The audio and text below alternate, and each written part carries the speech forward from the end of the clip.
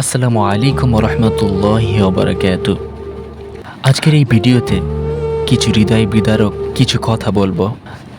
অনেকেই বলে শূন্য পকেটে যে নারী পাশে থাকে সে নাকি বরের সব সাফল্যের অধিকারী।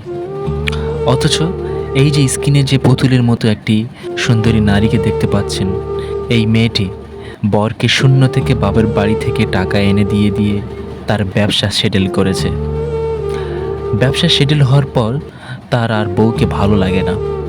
অনেকেই বলে সুন্দরী হলে আর বাপের টাকা থাকলে নাকি শ্বশুর বাড়িতে দাম পাওয়া যায়। এই মেয়েটির বাবা বিশাল বড়লোক, মেয়েটিও অসাধারণ সুন্দরী, 2 বাচ্চা হওয়ার পরেও কি ফিটনেস তার।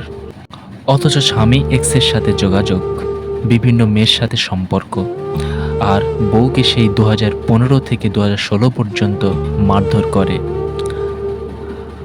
আসলে ভালো থাকতে শুধুই ভাগ্য লাগে। যে আপনাকে ভালোবাসবে সে আপনি দেখতে যেমনই হন, আপনার বাবার 1 টাকাও না থাকুক তারপরেও ভালোবাসবে। তবে মেয়েদের বলবো এইরকম ভুল আর কেউ করো না। নিজের পজিশনের চেয়ে অনেক কম পজিশনে কাউকে বিয়ে করো না।